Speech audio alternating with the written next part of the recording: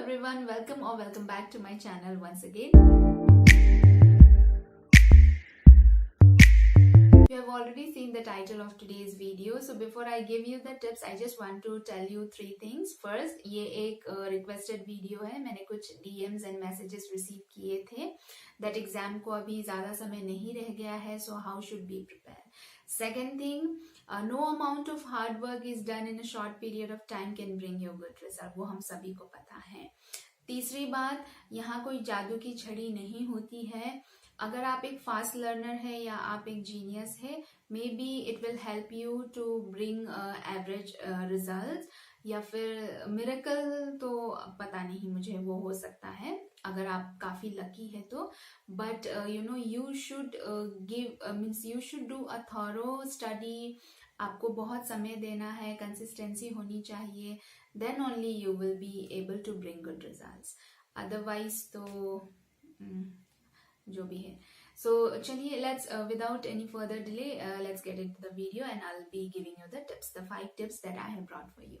Now the first tip is you have to make a timetable. जी हाँ, it sounds quite weird, but समय चाहे जितना भी हो, चाहे आप 1 महीने पहले प्रिपेयर कर रहे हो या फिर 2 महीने पहले या फिर 45 डेज पहले, you should have to make a timetable. Now आप कैसे timetable बनाएंगे? यहाँ you cannot be making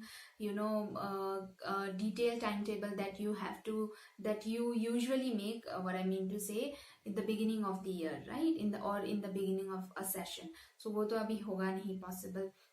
So आपके पास जितना भी समय बचा है, for example you are having 2 months in your hand, so वो 2 महीने में आप days को divide कर दीजिए अपने subjects में. So इतना दिन मैं ये दूंगी, इतना दिन ये, but last में कुछ days you have to keep so that you can do a quick revision there. And the second tip is you should know about your syllabus and marking schemes. बहुतों की तो शायद अभी ही आंखें खुली है, so जो भी है आप अभी तो एटलीस्ट जान जाए कि आपका सिलेबस क्या है एंड आपके मार्किंग स्कीम्स क्या है. यूजुअली हर ईयर में एक सिलेबस रहता है, but this year due to pandemic कुछ डिडक्शंस हुए हैं सिलेबस में, सो उसको आप समझे एंड मार्किंग स्कीम्स भी आपको पता होनी चाहिए. Now the third tip is you have to go for a quick revision course या फिर you have to go for a crash course. अभी तो आप बिल्कुल भी एक detailed study नहीं कर पाएंगे, you don't have time, so you can opt any one of these. Then in the case of literature you can go through summaries. अभी तो detailed text पढ़ना obviously it's not possible for you, so you can go for summaries. Now the next point is you should pick up a good reference book with simple language. Now इस last moment में you should not be going for very intellectual books जिसको आपको समझने में ही काफी समय लग जाए. So please go for such books जिनकी language simple हो and correct हो, and it will give you a glance and a correct idea.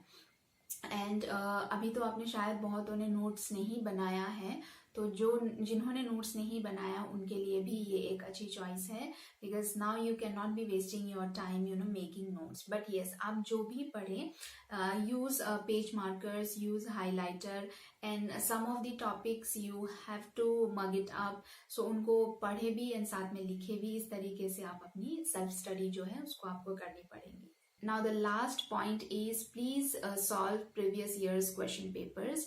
But उससे पहले आप टेक्सचुअल क्वेश्चंस को जरूर सॉल्व करें, चाहे वो लिटरेचर का हो या फिर नॉन लिटरेचर बुक्स हो.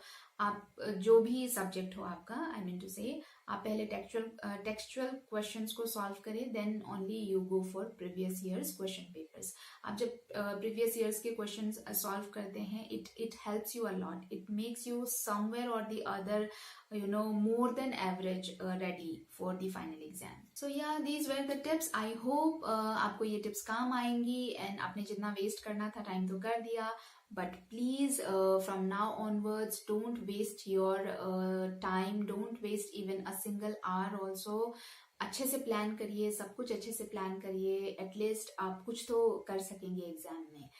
I'm not very much happy making this video actually, but मुझे बनाना था बिकॉज कहीं ना कहीं ये उन बच्चों के लिए हेल्प हो जाएंगी जो पूरे साल सोते रह गए एंड अभी उनको रियलाइज हुआ है, एंड उन बच्चों के लिए भी हेल्प होगी जो कहीं ना कहीं कंफ्यूज रहे हैं this year due to pandemic, and उनको अभी थोड़ा सा रियलाइजेशन हुआ है and they want to make things easy and smooth for them.